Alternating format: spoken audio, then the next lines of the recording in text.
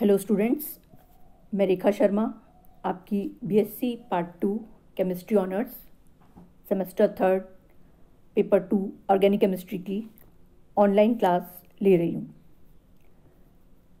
आज के इस लेक्चर में हम हमारी यूनिट एल्डिहाइड्स और कीटोन्स के जिन टॉपिक्स पे बात करेंगे वो हैं addition of ammonia and its derivatives, addition of alcohol and acetals as protecting group, condensation with ammonia.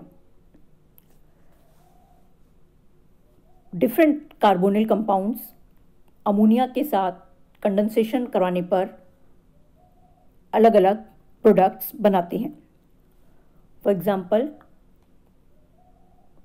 Formaldehyde से रिएक्शन करवाने पर इसके 6 मॉलिक्यूल्स अमोनिया के 4 मॉलिक्यूल से कंडेंसेशन रिएक्शन द्वारा हेक्सामेथिलीन टेट्राअमीन या जिसका कॉमन नेम यूरोट्रोपिन है बनाता है।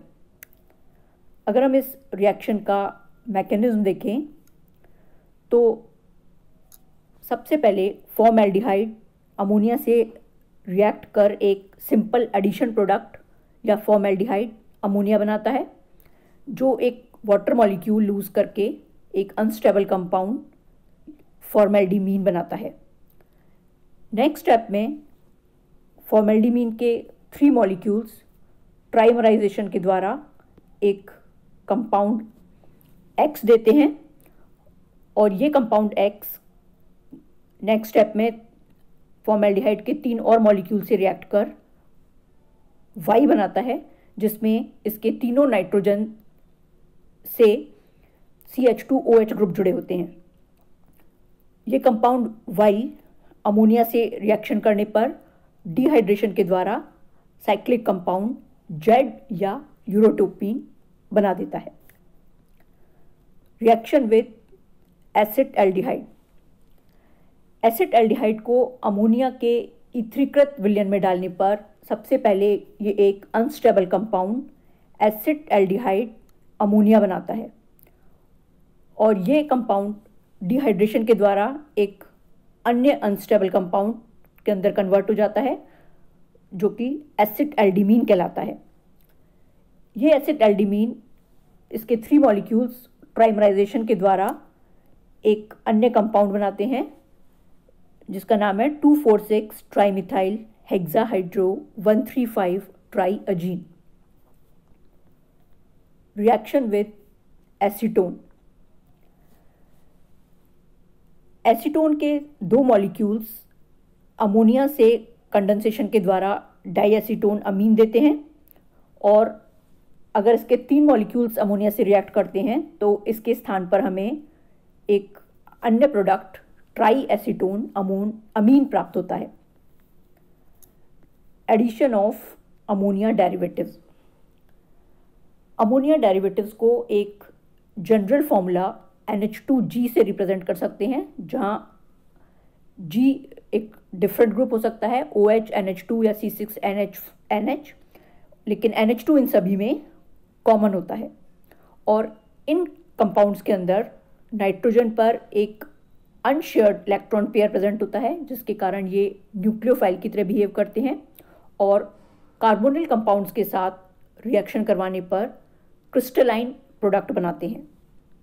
फॉर एग्जाम्पल, अगर कार्बोनिल कंपाउंड्स की रिएक्शन NH2OH या हाइड्रोक्सिल अमीन से कराएं तो प्रोडक्ट के रूप में हमें ऑक्सिम प्राप्त होते हैं।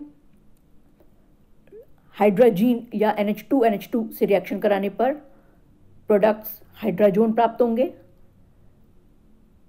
फेनिल हाइड्राजीन या NH2NH C6H5 से रिएक्शन कराने पर फेनिल हाइड्राजोन हमें प्रोडक्ट के रूप में मिलेंगे। इसी तरह कार्बोनिल कंपाउंड्स की रिएक्शन 2,4-डाइनाइट्रो-फेनिल हाइड्रोजीन से कराने पर हमें प्रोडक्ट्स के रूप में 2,4-डाइनाइट्रो-फेनिल हाइड्राजोन प्राप्त होते हैं। NH2NH CONH2 या सेमी कार्बाजाइड, ये कार्बोनिल कंपाउंड्स के साथ रिएक्शन करने पर सेमी कार्बाजोन्स बनाते हैं। इन सभी रिएक्शंस में जो अमोनिया डेरिवेटिव्स हैं उसका के NH2 ग्रुप का H2 पार्ट कार्बोनिल ग्रुप के ऑक्सीजन से रिएक्ट करके वाटर मॉलिक्यूल के रूप में निकल जाता है, और जो बाकी बचा पार्ट है वो कार्बोनिल ग्रुप से डबल बॉन्ड से सीधे जुड़ जाता है और हमें कंडेंसेशन प्रोडक्ट्स प्राप्त होते हैं। ये सभी रिएक्शंस वीकली एसिडिक मीडियम में होती हैं। वीक एसिड कार्बोनिल ऑक्सीजन का प्रोटोनेशन कर देते हैं और इस तरह से ये रिएक्शन को कैटेलाइज करते हैं, जबकि स्ट्रॉन्ग एसिडिक मीडियम में न्यूक्लियोफाइल NH2G इसका भी प्रोटोनेशन हो जाता है और इसके कारण जो रिएक्टिविटी है वो बहुत कम होती है। Reaction with alcohols. Alcohols aldehyde और कीटोन्स के साथ रिएक्शन करके हेमी एसिटल या हेमी कीटल बनाते हैं, जिसमें एल्कोहल का हाइड्रोजन एटम कार्बोनिल ग्रुप के ऑक्सीजन से जुड़ता है और एल्कोक्सी ग्रुप कार्बन से अटैच होता है। ये हेमी एसिटल या हेमी कीटल एल्कोहल के एक और मॉलिक्यूल से रिएक्शन कर एसिटल या कीटल बनाते हैं, जिसमें हेमी एसिटल का OH ग्रुप भी एल्कोक्सी ग्रुप OR- से रिप्लेस हो जाता है। Use of acetals as protecting group या संरक्षित समूह के रूप में एसिटल का उपयोग। एसिटल्स या कीटल्स एसिडिक मीडियम में हाइड्रोलिसिस करवाने पर पुनः एल्डिहाइड्स या कीटोन्स बना देते हैं, जबकि बेस से रिएक्शन कराने पर यह ऐसा नहीं करते। इसी प्रकार साइक्लिक एसिटल्स या कीटल्स भी एसिडिक मीडियम में जल अपघटन करवाने पर कार्बोनिल कंपाउंड्स दे देते हैं, जबकि बेसिक मीडियम में ये ऐसा नहीं करते।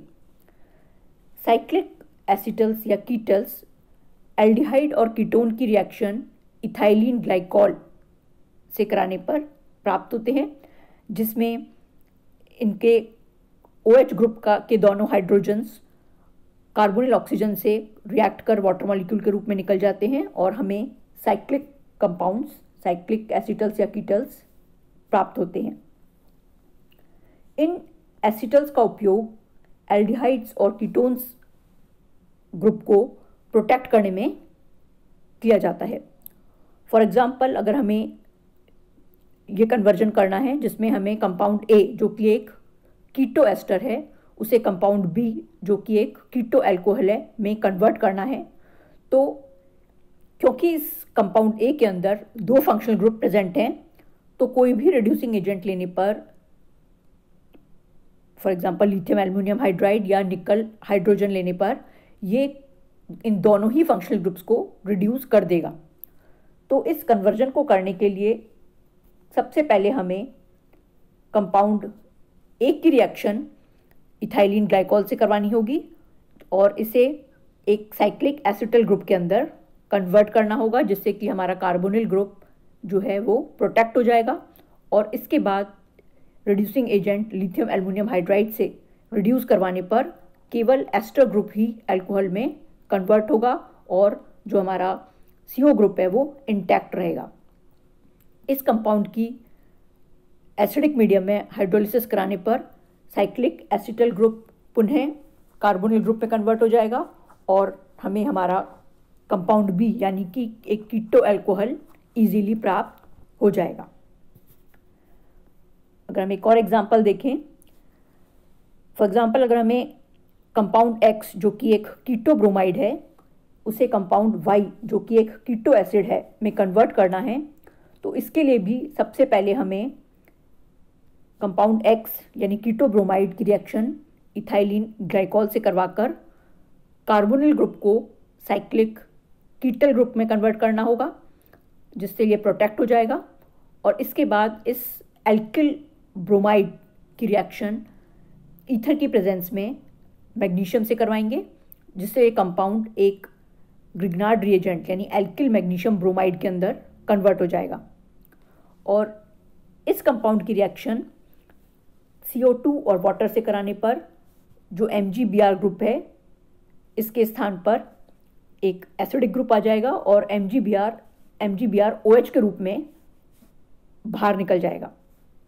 और इस एसिड की रिएक्शन डाइल्यूट H2SO4 की प्रेजेंस में कराने पर जो साइक्लिक कीटल ग्रुप है ये पुनः कीटो ग्रुप में कन्वर्ट हो जाएगा और इस तरह हमें हमारा कंपाउंड वाई यानी कीटो एसिड इजीली प्राप्त हो जाएगा। एक अच्छे प्रोटेक्टिंग ग्रुप के अंदर निम्न लक्षण होने चाहिए। नंबर 1, संश्लेषण की प्रारंभिक अवस्था में प्रोटेक्टिंग ग्रुप का प्रवेश चयनात्मक या सेलेक्टिव होना चाहिए, यानी हमारा प्रोटेक्टिंग ग्रुप ऐसा होना चाहिए जिसे हम इजीली हमारे सिंथेसिस की फर्स्ट स्टेप में कंपाउंड के अंदर इंट्रोड्यूस करा सकें। सेकंड, प्रोटेक्टिंग ग्रुप अभिक्रिया में प्रयुक्त अन्य रिएजेंट्स के प्रति अक्रिय या इनर्ट होना चाहिए, यानी प्रोटेक्टिंग ग्रुप ऐसा होना चाहिए जो कि रिएक्शन में काम आने वाले हमारे सॉल्वेंट्स या दूसरे रिएजेंट्स के साथ कोई अभिक्रिया ना करे या उनके प्रति केमिकली इनएक्टिव हो।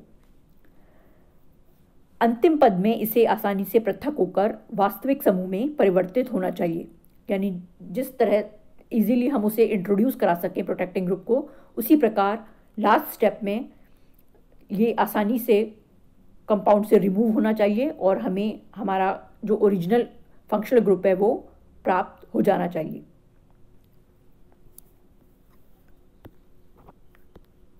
Thank you.